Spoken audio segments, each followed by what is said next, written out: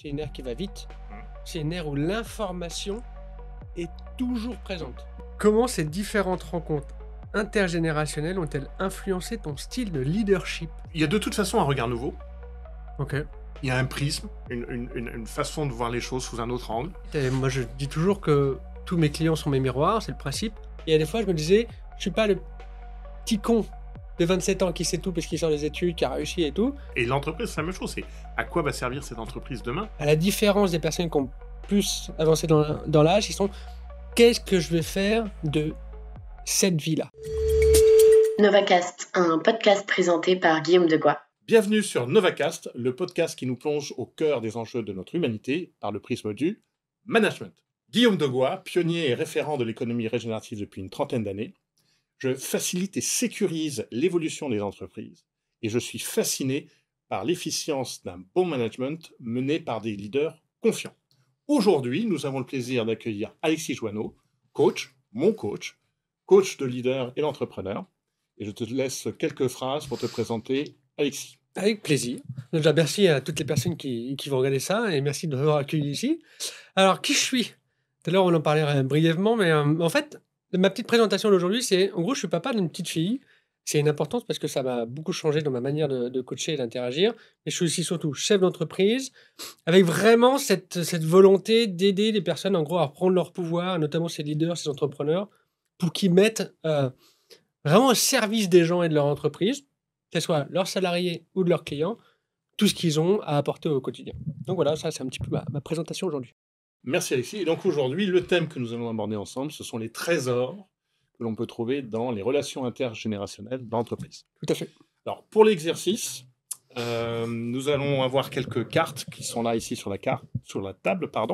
Carte question, carte citation, carte dilemme. Et ici, la carte finale sous le chapeau, qui va être l'orientation qu'a choisie l'équipe pour clôturer en fait cet entretien tous les deux. Ces cartes, je les ai lues toutes ensemble pendant à peu près 25 secondes, donc je n'en connais pas plus que toi. Très bien. Elles ont été préparées par l'équipe, qui ont mixé ça, brassé ça. La seule lecture que j'en ai eue, c'était juste pour savoir si elles étaient compréhensibles ou non compréhensibles. Donc nous partons exactement du même niveau. Parfait. Et l'idée est de pouvoir échanger là-dessus. Alexis, On fais-toi attaque plaisir. La première question. Alors. Quelle différence as-tu observé dans la manière dont les plus jeunes et les plus vieux abordent le travail? Ok. Est-ce que tu veux que je la refasse? Non, moi je l'ai comprise, donc Ok. nous pouvons Moi y aussi. aller. Nous avons 8 à 10 minutes pour répondre à cette question. Ok. Est-ce que tu veux commencer? Ma première réponse aujourd'hui est que la différence que j'observe vraiment, c'est que les jeunes vont plus chercher du sens aujourd'hui dans ce qu'ils vont avoir envie de faire, là où la génération qui est la mienne et surtout celle d'au-dessus, mais une grosse partie de ma génération, allait plutôt chercher un plan de carrière ou des choses, tu vois, un peu plus figées, un peu plus formatées, peut-être un petit peu moins individuelles. Ouais. Je te rejoins là-dessus. En fait, j'ai l'impression qu'il y a vraiment deux mondes. Et ce qui est marrant, c'est qu'on pourrait penser qu'ils sont en train de s'opposer, mais pas du tout. Alors qu'il y a beaucoup de En tout cas, convergences. ça, c'est ma lecture. C'est qu'en gros, on a un monde de jeunes. En fait, on a un monde de jeunes, entre guillemets, qui est né dans une ère que nous, on n'a pas connue. C'est une ère qui va vite. C'est une ère où l'information est toujours présente. Et donc, ça a amené une ère, entre guillemets, même si c'était présent avant, une sorte de développement personnel prématuré. Ah, peut-être. Ce qui veut dire qu'en fait, on a des gens, Oui, oui. on a des jeunes qui sortent de l'école, qui rentrent dans le monde du travail avec une chose et ils se disent, moi, ce que je veux, c'est vivre. Mais vivre dans le sens, vivre des expériences et ne pas forcément être tout le temps dans un travail qui est dénué de sens. Alors, c'est exactement ce que je partage tout à fait ça avec toi. C'est-à-dire quelque chose que je travaille souvent avec les RH, mais qui n'osent pas poser, et c'est dommage, c'est quelle est la meilleure question à poser en recrutement? Et la réponse est très simple. C'est en quoi est-ce que vous allez trouver dans notre entreprise, à nous, en tant que RH, contribue à votre projet de vie. Ok. C'est pas regardez mon entreprise comme elle est belle, machin, etc. Et puis ça tombe bien, parce qu'en fait, vous y travaillez, donc vous êtes ravis d'être dedans. Mais c'est de demander, en fait, en quoi est-ce que vous allez venir chercher chez nous va contribuer à ce que vous voulez faire. En termes de sens, de moyens, etc. Voilà. J'aime beaucoup ça. Et je pense que la manière dont on l'aborde là, je dis ça en rigolant, mais ça va peut-être éviter à 80% de la population d'être dans la crise de la quarantaine. Notamment dans, notamment dans le cadre du travail. Parce que dans le cadre du couple, c'est quand même assez différent. Mais il y a la crise de la quarantaine, alors j'en suis un petit peu loin encore, j'ai un petit peu de temps. Ouais, elle est passée de mon C'est une, côté. c'est une vraie quête de sens. Et je vois bien les entrepreneurs que j'accompagne, qui ont plus de 40 ans, qui ont fait ce shift vers 35-40 ans. Il y a vraiment une quête de sens. Et c'est comme si, en fait, les jeunes avaient cette dynamique-là de qu'est-ce que je veux faire de ma vie, à la différence des personnes qui ont plus avancé dans l'âge, ils sont qu'est-ce que je vais faire de cette vie-là. Mais il y a vraiment un Oui, oui. dilemme. Et en gros, c'est comme si, en fait, ils avaient positionné, c'est pour moi la grande différence, c'est qu'ils ont positionné qui ils sont à un autre step. Oui, je suis aussi d'accord. C'est un des éléments que je remarque aussi. Et c'est amusant ce sur quoi tu nous amènes de dire que ça va peut-être diminuer ou peut-être déplacer cette fameuse crise de la quarantaine Bah, professionnelle. Ouais. là, je veux juste poursuivre un petit peu sur cette question-là, mais pour le nombre de personnes qui ont du personnel, des entrepreneurs qui ont du personnel, il y en a quand même beaucoup. Qui ont des salariés qui font la crise de quarantaine, c'est des entreprises qui sont parfois mises à mal parce que ça redistribue énormément de cartes. Alors là, oui, mais là, ça abordera un autre sujet qui est celui de la robustesse des entreprises qui va être cher aussi. Oui, tout à fait. Ouais. Mais ça pourrait être un sujet. Ça pourrait être, ce sera un sujet, de toute Ça façon. sera un sujet dans les questions. C'est à mon tour d'en choisir une. Et je crois que je suis sur une autre question. Eh bien, vas-y.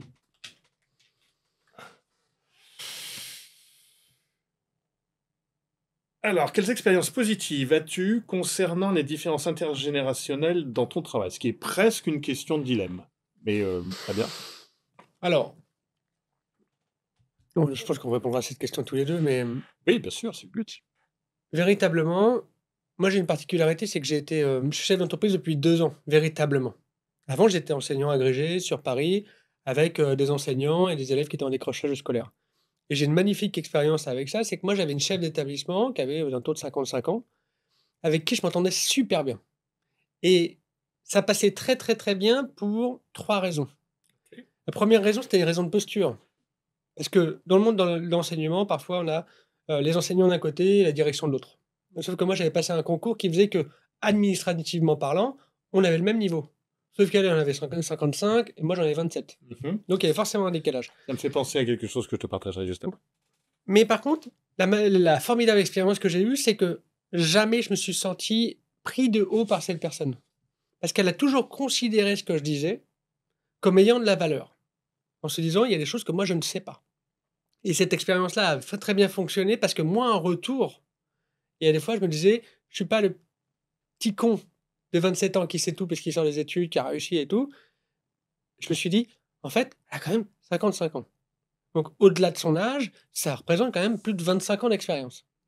Qu'est-ce que je peux apprendre d'elle? Et ce qui était magique, c'est que il y avait vraiment une collaboration inconsciente qui fait que à chaque fois que je lui apportais une idée, elle pouvait la valider et elle m'apportait son expérience pour éviter en fait d'avoir soit des coquilles ou qu'on aille plus vite.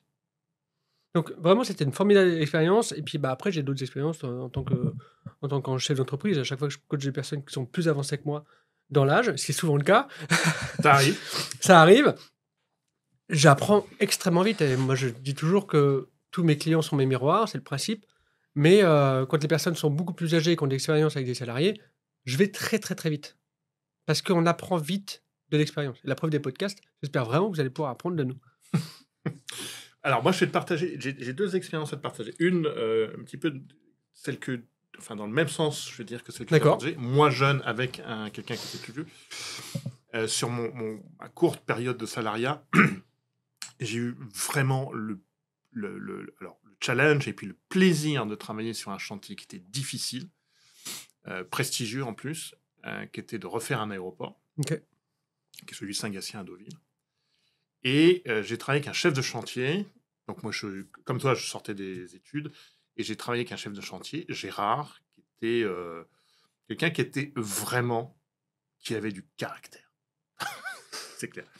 Et en fait, lorsque je suis arrivé, je suis descendu le voir. Son bureau était en raid court. Je vais la faire très très brève, mais l'échange a été celui-ci. Bon, écoute, Gérard, voilà. Nous allons prendre tous les deux le chantier de Saint-Gatien. Tu as beaucoup plus d'expérience que moi. Tu vas être le chef de chantier principal. En plus, il avait une période un petit peu enquiquinante dans sa carrière juste avant. Mais bon, voilà. Tu seras le chef de chantier principal. Je vais être le conducteur et directeur des travaux. Je viens de voir pour savoir comment est-ce que nous pouvons travailler le mieux possible ensemble. Et là, il a levé les yeux au-dessus de ses lunettes, il a écrasé son mégot. À l'époque, on pouvait encore fumer en entreprise. Et il me dit, si tu es libre à déjeuner, ça va être une des premières fois que je vais inviter l'un de mes chefs à manger. Et ça a été fait. Et on a mené ce chantier, c'était extraordinaire. Les conditions étaient difficiles. Et ça a vraiment été un moment très fort. Et le deuxième exemple, c'est donc moi maintenant, plus âgé et vers la jeunesse, c'est déjà l'équipe avec laquelle je travaille. C'est cette posture qui, moi, me permet de dire, OK, il y a des choses que je veux faire, j'ai ma vision, mais en fait, j'ai pas tellement le comment. Le comment, il vous appartient plus. Et vous êtes beaucoup plus connecté avec la génération que je veux emmener vers cette humanité de demain, vers ça, par le biais du management et par d'autres pistes de réflexion. Et donc, c'est vraiment cette interaction, comme tu le partageais avec ta responsable d'établissement, voilà, d'être en interaction tous les deux, et puis de prendre, d'apporter. C'est cet apport mutuel qui fait que, voilà, et, ça avance. T'as l'impression que ça t'apporte quoi d'autre, hormis l'expérience, le fait de travailler avec des personnes qui sont peut-être avec une différence d'âge? Plus jeunes? Ouais. Ou plus âgés? Hormis l'expérience. Il y a de toute façon un regard nouveau. Ok. Il y a un prisme, une façon de voir les choses sous un autre angle, et qui vient assez souvent éveiller des « Ah, je n'avais pas vu les choses comme ça, mais c'est vrai que si on les fait comme ça, du coup, ça, ce sera peut-être aussi beaucoup plus simple à faire. » Et clouc, clouc, clouc, clouc, clouc, clouc. Et il y a beaucoup de C'est choses formidable. qui arrivent à Je te pose volontairement la question parce qu'il y a des personnes qui vont nous regarder, qui ont certainement des équipes, et parfois on se dit oui, c'est juste la relation.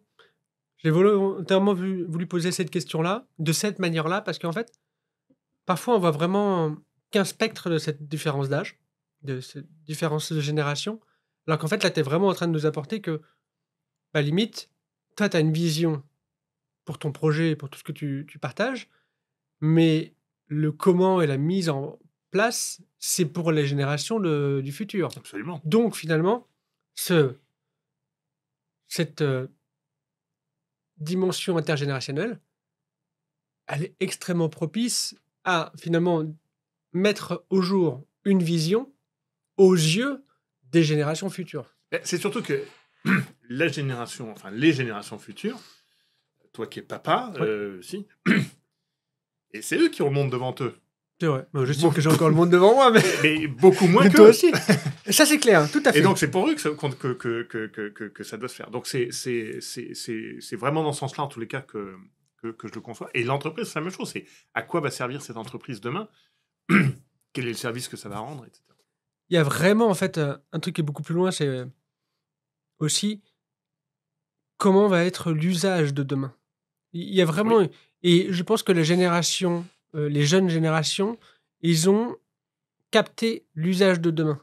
C'est-à-dire qu'on a un usage qui va plus vite, on a l'IA, on a tout le monde ultra informatisé, qui est ultra bénéfique pour les personnes qui ont une vision et qui sont beaucoup plus avancées. Parce que ça veut dire que ça va permettre de moderniser des entreprises, et c'est ça qui permet l'innovation. Parce que parfois, l'innovation, c'est pas en fait quelque chose de radicalement changé. Si on prend quelque chose et on le met un peu au goût du jour. Oui, alors ça, je le partage tout à fait. Et d'ailleurs, je pense que, ça, c'est encore un autre débat et un autre sujet. Mais qu'est-ce qu'apporte l'IA et est-ce qu'il faut en avoir peur? Je pense qu'en tout cas, il faut être assez vigilant sur ce qu'elle peut faire. Mais pour moi, il y a une chose qui est très importante dans l'IA, la production augmentée, c'est pas une intelligence, mais la production augmentée. Ce que je trouve de très important, c'est que ça nous différencie, ça nous permet de mieux différencier quelle est réellement notre humanité. C'est-à-dire que notre humanité, c'est ce que ne sait pas faire une IA, justement. Et moi, j'aime bien toucher ça. Mais ça, c'est un débat un peu plus. Si tu en es d'accord, oui. Nous allons passer à un dilemme maintenant, Alexis. Voilà. Alors, dilemme. Un jeune manager se voit attribuer un projet important et doit coacher des membres plus âgés que de l'entreprise. Réticent face à ce jeune leader, attention, comment le conseillerais-tu pour bien assurer son mentorat et pour assurer une collaboration efficace? Bah, écoute, je trouve que en tout cas, alors là, nous avons 5 minutes pour répondre. Ok. Et je trouve que ça fait pile poil la transition avec la question que nous avions Tout à fait. précédemment. L'univers est quand même bien fait. Donc, je sais pas, est-ce que tu veux, toi, vas-y, rajouter quelque chose? Bah, je n'aurais pas rajouté quelque chose, mais je voudrais voir aussi ta réponse. Bah, ma réponse, moi, je l'ai abordée tout à l'heure. C'est vraiment une question de posture. C'est je suis jeune, j'ai la légitimité du poste que j'occupe. Ça veut dire que j'en prends la responsabilité. Et j'ai la liberté, j'ai ce choix de prendre cette responsabilité. Donc, à moi d'assumer. Vous êtes réticents, c'est peut-être d'aller chercher pourquoi est-ce qu'ils sont réticents, qu'est-ce qui fait de vous qu'est-ce qui pourrait être changé, et d'aller chercher ce qui a vraiment du sens et qui peut réellement être changé. C'est la fameuse citation de Marc Aurèle, savoir, enfin, donne-moi, je vais le faire brièvement, elle est en train de m'échapper, mais c'est celle-ci, c'est donne-moi le courage de changer ce que je peux changer, l'abnégation d'accepter ce que je ne peux pas changer, et surtout la sagesse de faire la différence entre les deux. Et donc, c'est dans sa posture, c'est d'aller chercher ça. C'est OK, qu'est-ce que je peux changer? Et d'aller challenger d'ailleurs ces gens qui sont réticents et en fait, d'accord, donc qu'est-ce que moi je peux changer qui vous rendrait moins réticent? Alors, derrière le mot réticent, il y a tout le coach que tu es le dira très très bien, c'est tout le système de questions qui dit en fait qu'est-ce que ça veut dire pour toi, enfin, bien sûr. Mais ensuite d'aller chercher, pointer ça du doigt et de lui dire ok, qu'est-ce qui m'appartient, qui me permette moi en fait d'alléger cette réticence. Ok. Alors en fait, je viens de me rendre compte en relisant les questions que moi j'ai vécu cette situation-là. Ok. C'est très marrant parce que quand j'étais enseignant, donc j'étais agrégé d'éducation physique et j'avais pris la responsabilité avec ma chef d'établissement d'être le responsable des élèves décrocheurs de l'établissement. Donc on avait une classe dédiée à ça. Et j'avais dit, de toute façon, c'est pas compliqué, je prends la responsabilité, je prends l'équipe. Par contre, je constitue l'équipe. Et étant donné que j'étais l'un des plus jeunes du lycée et que la moyenne d'âge était 50 ans, je vous laisse deviner comment était faite l'équipe. Et en fait, moi, le conseil que je pourrais donner à cette personne-là, c'est écoute, écoute, écoute, écoute activement. C'est-à-dire, dans le sens où considère les gens. C'est-à-dire que cette écoute-là, moi, elle m'a sauvé la vie, où il y a des moments où je voulais vraiment, et j'avais vraiment envie de faire en sorte que les gens, ils adhèrent au projet, mais qu'ils se sentent concernés aussi par le projet et qu'ils ne se sentent pas non plus mis à l'écart par les petits jeunes qui viennent d'arriver. Donc, c'était vraiment, en gros, tu écoutes les gens, tu écoutes leurs considérations, tu écoutes vraiment activement, non pas en mode « moi, je », mais plutôt « je t'écoute » jusqu'à temps que tu aies besoin de parler. Par contre, le deuxième point sur lequel moi j'avais accès et que je conseille à ce jeune, c'est assume de dire que c'est toi qui prends les décisions.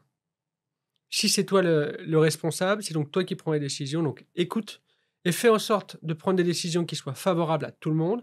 Et si c'est des décisions on sent qu'il peut y avoir une tension dans l'équipe, leur expliquer. Vraiment discuter avec eux et leur dire, en fait, moi je t'ai entendu. Je comprends tout à fait ton positionnement. J'ai fait mon maximum pour essayer de respecter ce que tu m'as partagé. Mais là, dans les faits, on voit bien que ça ne fonctionne pas. Donc j'ai dû trancher. Mais sache que je t'ai entendu. Et je pense que un des gros dilemmes qu'on a aujourd'hui entre les générations, c'est le fait d'être entendu et le fait d'être écouté. Et d'être... Oui, c'est ça. Question de légitimité, c'est-à-dire pourquoi est-ce qu'il y a une différente légitimité par rapport à ça? Ouais. Et tu vois, je pense que une des grosses problématiques qu'on a dans nos entreprises, c'est que les gens ne se sentent pas écoutés. Je dis pas qu'on les écoute pas. Je dis juste que les gens ne se sentent pas écoutés. Et encore pire, quand c'est un jeune qui manage des personnes plus âgées. Oui. Donc c'est vraiment dans cette dynamique-là. Ok, prenez un café, posez-vous, un peu comme nous on est en train de faire avec Guillaume, posez-vous et vraiment intéressez-vous aux gens. Et c'est ça le vrai management. Alors oui, il y a des fois, il y a des choses à gérer, c'est un peu plus complexe, mais c'est intéressez-vous aux gens. Parce que ça se trouve, gens que vous avez du mal à gérer parce qu'en effet, il n'adhère pas au projet et il arrive tout le temps en retard, ça se trouve, dans sa vie personnelle, c'est peut-être pas comme ça que ça se passe. Alors, je sais qu'en management, dans les entreprises, on aime bien dire on sépare le pro et le perso. moi, de ce que je découvre de tous les clients que j'ai, le pro, il est dans le perso il est dans le pro. Donc, je vois pas pourquoi les salariés, ça serait différent. Donc, voilà mon petit partage. Nous n'avons qu'un cerveau et qu'une vie, donc C'est ça. et voilà, laisser la moitié sur place, c'est pas. Ok, super. Vu sur ce dilemme. Ah bah oui, moi j'adore en tout cas. Alors, je vais te laisser piocher une question. Ah, comment ces différentes rencontres intergénérationnelles ont-elles influencé ton style de leadership? Alors, la première réponse qui me vient, très très immédiate, c'est de passer du rôle de sachant à celui d'écoutant que tu as, Parfait. que tu as. Mais c'est vraiment ça, c'est-à-dire. Alors, il y a aussi un deuxième point, et je l'ai encore vécu hier. Et je me suis dit, ouais, mais moi, à son âge, j'étais pire que lui. Enfin, et je me suis dit, en fait, bon, voilà. Il faut juste. Enfin, en français, on dit il faut que jeunesse se passe, et les Anglais disent boys will be boys. Il y a cette notion de. Je pense que c'est de comprendre que. Alors, par exemple, pour moi-même, dans ma vie, j'ai vécu plusieurs étapes et je peux avoir un état d'esprit très jeune, mais je ne suis pas à l'étape de mon adolescence, de mon jeune adulte, ceci. Enfin, il y a autre chose qui est venu. Donc, ouais, ça, c'est un des éléments. Ok. Alors, de mon côté, ça l'a influencé sous deux axes. Le premier, c'est de prendre mes responsabilités. Et, je pense qu'on a un... Je dis pas que c'est un défaut, mais dans beaucoup d'entreprises, le leadership et le leader, il est vu comme quelqu'un qui montre la voie, mais c'est pas forcément très très simple en fait. Et là où ça m'a vraiment aidé, c'est que, par exemple, avec cette collaboratrice, du coup, qui s'appelle Patricia Jourdi, si tu passes par ici, vraiment, tu m'as beaucoup marqué. Et en fait, ce que ça m'a apporté, c'est, dans mon leadership, beaucoup d'écoute. Et à un moment donné, se dire, il faut accepter aussi que les gens viennent tout le temps à nous. Parce qu'à un moment donné, quand on est dans une posture de leader, il y a deux choses qui rentrent en ligne de compte et qui est extrêmement déplaisante si on s'y attend pas. Les gens viennent toujours à nous. Ils viennent toujours nous poser des questions. Ils viennent toujours aussi nous dire qu'est-ce qui pourrait être amélioré. Parce qu'on est le centre. Deuxième truc, prends tes responsabilités. 100% responsable, donc prends des décisions aussi. Alors, un outil que je vous propose là, et que je vous le partage, qui nous vient de l'agilité si on veut, mais c'est d'abord le droit à l'erreur, mais j'irais même jusqu'au devoir d'erreur. C'est-à-dire de prendre ses responsabilités, mais de dire, OK, et moi je prends ma responsabilité à moi de te laisser prendre ta responsabilité jusqu'à l'erreur. C'est OK. Oui. En étant sur ce qu'on appelle quand même un fail fast, c'est-à-dire autant la toucher rapidement cette erreur et rester dessus. Mais c'est vraiment quelque chose qui nous sort de... Voilà, nous ne sommes pas parfaits, nous évoluons par itération, et ça c'est très bien. Et donc voilà. Pardon, je t'ai coupé. Non, je trouve ça fascinant. Rebondir là-dessus, oui. Je trouve ça fascinant parce qu'en gros, ça veut dire que dans ton leadership, tu invites les gens à expérimenter. Et du coup, tu passes d'un leader potentiellement descendant, qu'on peut avoir encore dans beaucoup de boîtes, qui dit voilà comment ça se passe, tu dois faire ça, ça, ça, ça, ça. Plutôt des managers que des leaders, du coup, oui. Et qui pose un petit peu de problème, mais on parle aussi de leadership, c'est pour ça. Et finalement, ok, teste. On sait que potentiellement ça peut nous coûter, mais ça nous coûtera moins de faire une erreur que tu aies essayé, parce que ça se trouve, dans les 5 prochaines années, tu vas devenir extrêmement bon là-dedans. Oui, et c'est quelque chose que nous ne reprendrons pas. C'est une réflexion que j'ai eue un jour avec ma fille qui fait de la recherche en économie. Les chats ne font pas des chiens. Et tout va bien. Et elle me dit, mais tu sais, papa, c'est un peu compliqué parce que, en fait, on avait choisi un sujet et puis, voilà, ça fait 6-8 mois, en fait, ça fonctionne pas. Et moi, je pense qu'on devrait... C'est très bien de donner des prix Nobel à des gens qui trouvent. Mais les gens trouvent parce qu'il y a des dizaines de personnes, des centaines de personnes qui ont ouvert des portes et fermé ces portes-là. En disant, c'est pas la peine d'ouvrir cette porte-là, c'est pas là qu'on va trouver quelque chose. Mais ils font un boulot colossal. Et en fait, voilà, je pense que je trouverais amusant qu'un jour, un chercheur soit récompensé pour n'avoir rien trouvé, mais tellement participé, un petit peu comme dans les Oscars pour toute son œuvre, voilà, mais pour avoir tellement participé au progrès que peut avoir la physique, la médecine, enfin, je pense aux sciences, parce que ce sont des choses qui viennent, mais ça peut être la même chose dans certainement d'autres. J'aime bien ce que tu partages. Je voudrais juste rebondir, je prends 30 secondes Je t'en pour prie. le micro. C'est... Beaucoup d'entrepreneurs ont cette logique-là de essaie et échoue le plus rapidement possible. Oui. C'est comme ça qu'on avance. Moi, je connais pas d'entrepreneur qui a réussi en ayant fait, en se disant, tiens, bam, cette idée-là, ça fonctionne. Chaque fois, il y a des erreurs, il y a des échecs. Et même parfois, il y en a un paquet. La seule chose qui les a fait tenir, c'est qu'ils y croyaient, qu'ils avaient envie. Mais si on accède ça dans le leadership et dans le management, véritablement, ça peut changer aussi la trajectoire d'une boîte. Parce que s'il n'y a plus que l'entrepreneur qui fait ça, mais tous les éléments qui sont dedans, ça veut dire qu'on passe de une personne qui fait une erreur, donc c'est-à-dire, je sais pas, on va faire 15 erreurs par an. S'ils sont 10, ça fait 150 erreurs. La vitesse à laquelle on peut aller vite pour développer une entreprise et mettre du sens aussi pour nos collaborateurs, pour l'entreprise qu'on est en train de créer, ça peut être beaucoup plus impactant. Voilà. Exactement. C'était le petit mot. Exactement. Alors, à moi de piocher une question, enfin un dilemme, et puis ensuite il y aura question et citation. Je crois que c'est comme ça. Voilà. Oula, un dilemme qui est long. Sur un même projet, il y a une tension entre les générations concernant les priorités de travail. Les plus jeunes privilégient l'innovation et la rapidité, tandis que les plus âgés valorisent la stabilité et la précision. Quelle serait ta stratégie pour créer une entente et un équilibre ? Faut que je lise la question. Je peux te la redire si tu veux, mais sinon vas-y. C'est ce que j'ai besoin de le visualiser. Je suis un visuel, pour ceux qui le découvrent. Ok. Alors ça, est-ce que tu as une réponse, toi? Ou tu voudrais apporter déjà un élément? Alors moi, j'ai un élément qui est très simple là-dessus. C'est quoi votre objectif?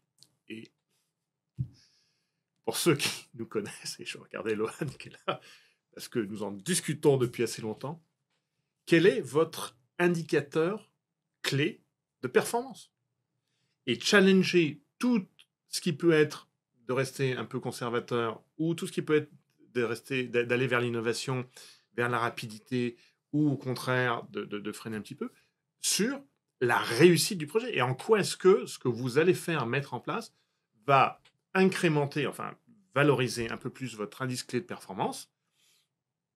Est-ce que la décision que je vais prendre va le faire? Est-ce que le fait d'aller plus vite me permet de valoriser mon indice? Oui, très bien. Jusqu'à quand? Et hop, on recommence à challenger ça. Ou si c'est non, la réponse est stop. À ce moment-là, trouvons une autre solution. Alors moi, j'ai une réponse qui va peut-être pas plaire. Je pense que si on a ce type de questions-là, c'est qu'il y a une erreur de recrutement. Et je partage volontairement ça, c'est que j'ai fait le constat récemment avec notamment une cliente qui est dans le monde de l'immobilier, des investissements, c'est un monde qui est un peu jeune et tout. Et récemment, elle allait recruter quelqu'un et elle me dit, bon, du coup, je suis avec quelqu'un je vais à un rendez-vous pour un recrutement, une personne qui a 45 ans, elle a l'air d'avoir le bon profil et tout. Et je lui ai posé juste une question, je lui ai dit, mais comment tu as envie que les choses soient prises lorsqu'elle va recevoir des consignes, des objectifs et autres? Parce que le partage derrière ça, c'était vraiment se dire, en fait, comment on a envie que ça soit pris derrière? Parce que si on recrute, là, par exemple, on a un vrai dilemme. On a l'air de recruter des gens qui sont dans l'innovation et la rapidité. Mais si on a un énorme paquebot, c'est-à-dire des entreprises avec beaucoup de personnes, où, en effet, c'est très compliqué d'être dans la rapidité, à un moment donné, bah, peut-être qu'il faut prendre des gens qui sont un petit peu plus corporate, un petit peu plus détendus. Et je pense que moi, je prends un parti pris, mais si vous arrivez vers moi avec une question comme ça, je vais vous dire, OK, il y a certainement une erreur de recrutement. Et c'est vraiment volontaire de dire ça, parce qu'à un moment donné, faut se dire, OK, bah, dans 2 ans, est-ce que la personne, elle aura peut-être pas envie de se poser et dire: «Non, non, moi je lève un peu le pied, je me mets à 50 tranquillement» et j'ai rien contre ça. C'est juste une dynamique différente. Après, comment je gère, ce type de choses-là? Bah, en fait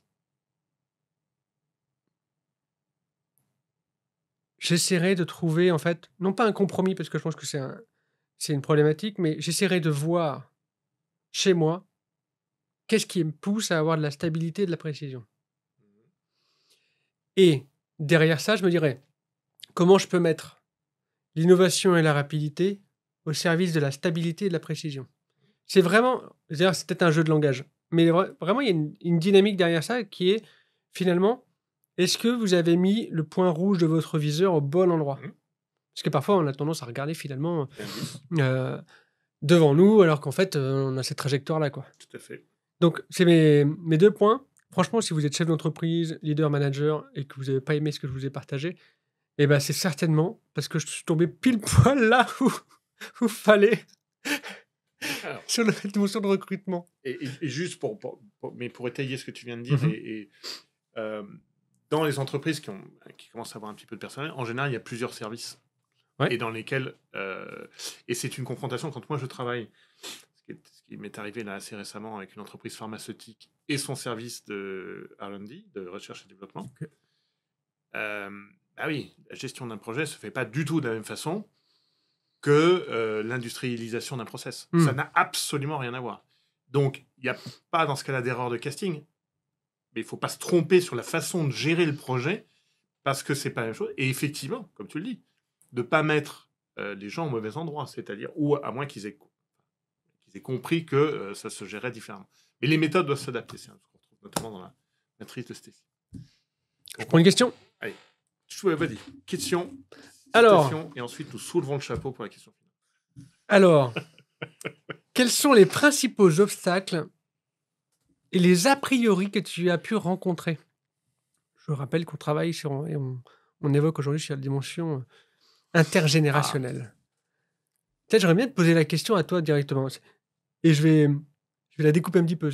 Quels sont Vas-y. d'abord les principaux a priori que tu as pu rencontrer sur la dimension de travail intergénérationnel? Alors, la première, c'est que les jeunes ne savent rien faire, Ok. même si leur savoir est différent Ok. et a évolué. Alors, vas-y, reprends. Ta question est très Ouais. courte, mais... La question, c'est quels sont les principaux obstacles et a priori que tu auras pu rencontrer? et puis les vieux, ça change pas. Ok, donc en gros, c'est... Les jeunes ne savent rien et les vieux, ça change pas. D'accord. Et en quoi c'était des a priori? Parce qu'aujourd'hui, moi, je considère que ce sont des a priori. Qu'est-ce qui t'a fait changer d'avis, en fait? Ce sur recul, ça cette prise de recul que nous avons partagée déjà depuis quelques dizaines de minutes, c'est-à-dire l'écoute. Et il peut y avoir, comme tu viens de le faire sur la question, mais une chose, c'est en fait, qu'est-ce qui n'a pas besoin de changer dans l'évolution et dans ce qu'on veut donner, et qu'est-ce qui pourrait changer. Et le fait de poser cette question-là, on va dire, ok, bon, là, effectivement, on va avoir de la stabilité. Ouais. Il y a quand même du lien dans toutes ces questions qui se suivent, et c'est assez génial de les avoir tirées Et dans du cet coup, ordre-là. les principaux obstacles que tu as pu rencontrer dans cette dynamique-là Le intergénérationnelle? principal obstacle, mais ça, c'est mon credo, c'est mon modus vivendi, c'est la communication. L'absence, le principal obstacle, c'est la non-discussion. C'est 80% des échecs de projet. Tous les dysfonctionnements des entreprises, c'est juste parce qu'on n'a pas parlé ensemble. C'est juste de penser que les autres vont faire sans même leur avoir posé la question, sans avoir mis les choses en commun, sans accepter de toucher ses vulnérabilités en disant bah oui, bah là je peux pas faire. En fait, c'est communication, et je l'intègre dans quelque chose de plus grand, c'est que nous avons tendance à nous bercer d'illusions. Et le fait de sortir de cette auto-illusion que oui, ça va bien se passer. Et t'en sais quoi que ça va bien se passer? Ok. Ou ça va bien se passer, pourquoi? Non, mais ça va bien se passer. Non, dis-moi ce qui va faire que ça va bien se passer. Ça, c'est important. Là, ça va me permettre de séquencer et de savoir si c'est vrai ou pas vrai, ou la façon dont moi je vais l'apprécier. Ça, tu devrais y arriver. Qu'est-ce que t'en sais que je devrais y arriver? Oui, peut-être il y a 3 semaines, je pouvais y arriver. Aujourd'hui, je suis à plat. Je viens de déménager. J'ai déménagé des centaines de kilos de carton au dernier moment, un tas de trucs, etc. Je suis à plat. Je ne vais pas pouvoir le faire. Je n'ai pas la même énergie que celle qu'il y avait il y a 3 semaines. Ok, très bien. Et donc là, au lieu de se bercer d'illusions, on le fait. C'est ça, c'est un truc que j'aime bien c'est quelque chose que nous mettons en place avec l'équipe, par exemple, tous les matins, enfin tous les jours, mais nous avons choisi ce que ce soit le matin, nous faisons un point. Et dans le point, il y a une météo. La météo, c'est pas un truc de bisounours pour se dire comment... Enfin, oui, c'est du lien et c'est hyper important. Mais en même temps, c'est aussi de ne pas se bercer d'illusions en se disant, bah voilà, ce que je pense pouvoir faire aujourd'hui, c'est ça. Et tu peux compter sur moi là-dessus. Ah, putain, c'est génial. C'est hyper confortable. Là, ce que je devais faire, j'ai pas eu le temps de le faire. Parce que truc, machin, etc., je rencontre une difficulté à tel endroit. Ah, comment est-ce que je peux t'aider? Bah, en faisant ci, en faisant ça, en éclaircissant le truc. Très bien. Tous les jours, un quart d'heure, clouc, clouc, clouc, clouc, clouc, clouc, et ça avance. Donc voilà, communication, pour moi, c'est le fait de sortir le fait de se bercer des illusions et communiquer. Et puis voilà, chacun donne son avis. Même si au départ, c'est pas plaisant, je vous garantis qu'après, les résultats sont excellents. Donc voilà. Ok. Alors moi, pour répondre à la question, il y a un truc que je dois vous avouer, c'est que par rapport à ma réponse, je me suis rendu compte, pas aujourd'hui, hein, mais par le passé, que mon obstacle était dû à mon a priori. Alors, peut-être que c'est un peu biaisé parce que je suis quand même obsédé et passionné par le comportement humain, par la psychologie, par toute la dimension spirituelle et énergétique qu'il y a autour, et déjà un petit peu par le passé. La psychologie de la gestion d'une équipe était quelque chose qui me questionnait beaucoup déjà. En fait, l'a priori, c'était que les personnes qui sont plus âgées que moi et qui ont vraiment beaucoup plus de bouteilles, donc je reprends l'exemple que quand j'étais enseignant avec des personnes qui avaient du coup 25 ans de plus que 25 ans moi, plus que toi, oui, une génération. qui en plus, pour la petite anecdote, j'arrivais dans un monde d'enseignants de voie professionnelle, c'est-à-dire que c'est des personnes qui sont très très soudées entre elles, et moi j'arrivais petit jeune, mieux diplômé qu'eux, et entre guillemets, meilleur salaire, déjà des projets dans les ministères, donc c'était un petit peu particulier. Et mon a priori, c'est très compliqué de manager des personnes qui sont plus vieilles. Ok. Et donc, je vous le mets dans le mille, le principal obstacle, c'était de manager des personnes qui étaient plus vieilles. Et en fait, quand j'ai compris ça, ça a switché dans ma tête. Parce que je me suis dit, en fait, ce que je pense est en train de se manifester. Mais en même temps, c'est sûr, parce que mon cerveau, il va être câblé dessus. Il va forcément voir que ça. Et donc, ce principal obstacle, ce qui s'est passé, c'est que j'ai repris un peu ce que j'ai dit tout à l'heure. Je me suis mis à me dire, je vais faire que les écouter. Mais que les écouter. Pour deux raisons. Le premier, c'est qu'au moins quand j'arrivais sur des réunions ou des réunions où j'étais responsable de projet et que je devais gérer des grosses prises de décision, je connaissais la vie de tout le monde. Même si la décision était à l'opposé de ce qu'on m'avait dit, parce que je n'avais pas le choix. Et deuxièmement, ça m'obligeait en fait à faire fi d'une réalité qui est, ces personnes-là ont plus d'expérience que moi. Il y a forcément une raison pour laquelle ils pensent comme ça. Alors en plus, je prends l'exemple de l'enseignement, on le connaît tous, mais c'est vraiment une grande particularité. C'est un monde où il y a énormément de questionnements et beaucoup de choses à faire évoluer dans un monde qui est aussi très fermé. Et donc du coup, je me suis dit, tout ce qu'ils me disent, il doit y avoir une raison. Soit c'est une raison personnelle, c'est-à-dire qu'ils ne doivent pas perdre la face, entre guillemets, soit c'est une raison professionnelle. Oui, personnel au terme égo. Égo. Soit c'est une raison professionnelle. C'est-à-dire que là, ce qu'ils me disent, ce qu'on est en train de me partager, c'est pas l'ego qui parle, c'est 30 ans d'expérience. Et puisque dans ma tête, au début, j'avais l'a priori de c'est très compliqué de manager des personnes qui sont beaucoup plus âgées, et ben au début, l'écoute, elle n'était pas là. Parce que j'étais câblé en me disant, en fait, ça veut dire que là, je suis en train de les embêter. Ou alors, ils vont me mettre des bâtons dans les roues. Et au moment où j'ai fait ce switch-là, ça a vraiment changé. Donc, c'était vraiment c'est une petite blague, mais méfiez-vous de vos a priori, parce que ça peut aussi entraîner vos propres obstacles. Donc, du coup, c'était ton propre. J'étais mon propre frein. bourreau, en fait. Ouais, et ton propre bourreau. Ouais. Mais c'est là que si on est notre propre bourreau, on a aussi une capacité de transformation de l'équipe qui est vraiment radicale. Et je trouve ça génial. Super. Je pioche une citation et puis je te laisserai le soin de piocher sous le chapeau. Alors, c'est une citation de Sheryl Sandberg. La diversité des âges ne fait que renforcer une organisation en réunissant plusieurs générations avec des perspectives et des idées diverses. Pardon. Tu connais mon côté visuel. J'ai compris la leçon.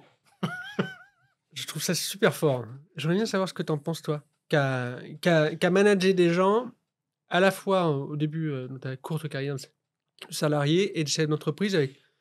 Enfin, je me permets de te donner la parole parce que toi, tu as été sur des projets qui étaient très innovants Oui. dans, dans ton parcours, très dans l'économie régénérative. Et donc, du coup, je serais assez intéressé de voir comment toi, ça a renforcé en fait, ton organisation à travers cette diversité d'âge. Alors, je vais faire le lien justement avec l'économie régénérative que tu as abordée, qui est, il faut que ça serve à tout le monde. C'est-à-dire que si ça ne me sert qu'à moi, c'est-à-dire que je peux voir midi à ma porte, et c'est quand même intéressant de voir midi à la porte des autres. Et dans ma façon de vivre aujourd'hui, entre la France, l'Estonie et puis Nova qui pour le moment est en Espagne, c'est aussi ce que j'apprécie, c'est-à-dire de m'enrichir de la vision que peut avoir tout le monde. Et là où ça apporte beaucoup de richesse, c'est que c'est un excellent moyen non seulement de diminuer les frictions, mais aussi d'augmenter les synergies et les buts communs et les intérêts communs que nous pouvons avoir, au lieu de se focaliser sur les marges. Et donc de faire une belle intersection, voilà, quand on est sur un projet, oui, c'est quelque chose qui est hyper intéressant. J'aime bien ça. Moi, j'ai essayé de répondre à cette citation-là, mais sous le format de mon spectre en tant que chef d'entreprise. Pour moi, en fait, ça renforce l'organisation, le fait de la diversité d'âge. Si je prends mon cas, il y a des mentors, il y a des personnes qui ont bâti des empires et des entreprises comme moi je voudrais créer, qui sont beaucoup plus âgées. Et là où moi, ça me renforce dans mon parcours, c'est parce que je vais vraiment, en fait, cueillir toute l'expérience des gens. Et donc, si je reprends après mon exemple quand j'étais enseignant, ou même après quand j'ai pu gérer d'autres personnes, en quoi ça a vraiment renforcé l'organisation? On est inébranlable. Et quand vous êtes chef d'entreprise, je pense que ça fait du bien. Parce qu'en fait, vous avez l'expérience. Moi, dans mon cas, c'était dans un sens où j'étais le plus jeune. J'avais une expérience qui était démultipliée. Imaginez, j'avais 10 enseignants qui avaient entre 50 et 60 ans. C'est-à-dire, j'avais donc 30 ans d'expérience devant moi. 30 ans que moi, j'avais pas. Ça a renforcé l'équipe parce que derrière, toutes les idées innovantes que j'avais dépendaient aussi de l'organisation dans laquelle je travaillais, qui était l'éducation nationale. Ça a renforcé l'équipe parce que tout le monde avait de l'importance. Et là, on rejoint une chose qu'on a abordée au tout début, qui était la question de sens. Donc là, je l'aborde d'un point de vue des personnes qui étaient plus âgées. Mais dans le même titre que j'ai pu être managé par une chef d'établissement qui était 30 ans plus âgée que moi, ça a renforcé parce qu'elle avait l'expérience et moi, j'avais les idées. Ça a apporté un consensus qui nous a permis d'aller 10 fois plus vite. Parce qu'il y a des rouages dans l'entrepreneuriat, dans le management et dans les organisations qui sont uniquement connus et gérés et gérables que par l'expérience. Oui, tout à fait. Donc ça avait renforcé vraiment ce cadre-là. Et je pense que ça, c'est quelque chose que tout le monde devrait garder en tête, que la diversité d'âge renforce et que ça devrait être davantage mis en avant dans nos réunions d'équipe. Alors moi, je les propose surtout pour les personnes que je coach le lundi ou le mardi parce que ça enclenche l'énergie de la semaine. Mais vraiment, se dire, OK, comment on peut s'en servir pour non pas que ça soit un poids, mais que ça soit tout le temps un levier. Absolument. Et ce que tu présentes aussi, que je trouve très intéressant la façon dont tu le présentes, c'est cette notion de robustesse aussi, c'est-à-dire que la diversité d'âge fait que tout le monde est pris en compte. Exactement.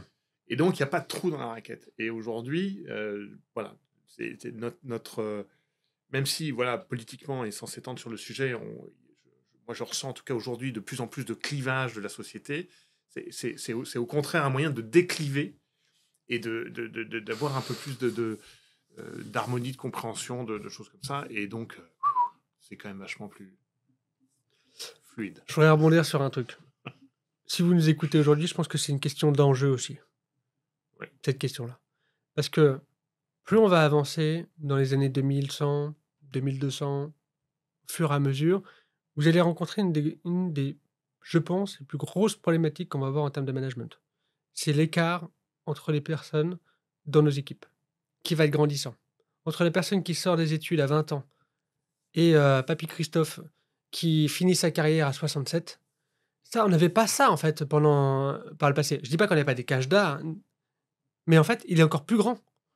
Et si on arrive sur une dynamique un peu plus américaine, alors c'est pas parce que j'apprécie les États-Unis, c'est juste la dynamique économique qu'on a. Les gens travaillent de plus en plus tard. Et moi, je vois mes parents qui sont par exemple à la retraite depuis peu. Ils ont toujours une activité alors, semi-professionnelle, entre guillemets, parce qu'ils estiment que ça les entretient. Donc, c'est possible que dans nos entreprises, on vive ça aussi. Et c'est intéressant de voir aussi et de prendre cet enjeu-là comme c'est aussi une réalité de nos entreprises demain. C'est-à-dire que Christophe, qui a 67 ans, qui a peut-être envie de continuer, il va être face à quelqu'un de 20 ans. Il faut les faire cohabiter. Parce que chacun va être en recherche de sens. Et c'est là qu'on peut faire renforcer nos équipes et vraiment renforcer nos entreprises. Alors, un dernier point par rapport à ce que tu viens de dire, parce que tu as abordé le cap des 67 ans et de la retraite, comme tu as abordé aussi tout à l'heure le cap des 40 ans et le virage de la quarantaine. Et oui, ça fait partie des éléments sur lesquels... Et donc, quand tu parlais de sens, oui, mon sens à moi, une fois que je serai à la retraite, j'ai travaillé sur ça aussi, notamment sur les gens qui ont une vie professionnelle qui est éloignée de la cellule familiale parce qu'ils sont routiers, parce qu'ils sont marins, parce qu'ils... Voilà. Et en fait, qu'est-ce qui se passe au moment où ils reviennent dans le foyer? Bon, j'ai fait toute une étude et puis j'ai accompagné des couples là-dessus parce qu'il y avait une crise colossale qui se mettait parce qu'en fait, quand une des deux personnes n'est pas là, la place est prise. Donc, quand la personne revient, elle n'a pas sa place. Et donc, il faut trouver des solutions. J'ai beaucoup travaillé là-dessus. Et j'ai trouvé ça très, très intéressant. Donc, oui, ce cap-là, c'est-à-dire que moi, 20 ans, je rentre dans l'entreprise, je vais chercher du sens. Et moi, 67 ans, je vais garder un tout petit bout de pied dans l'entreprise et continuer. Et j'ai aussi besoin de trouver du sens sur mon deuxième cap, ma page qui se tourne, ce chapitre suivant, etc. Donc, c'est hyper intéressant. Merci. Avec grand plaisir. Merci beaucoup là-dessus. Eh bien, Alexis, je soulève le chapeau. Vas-y.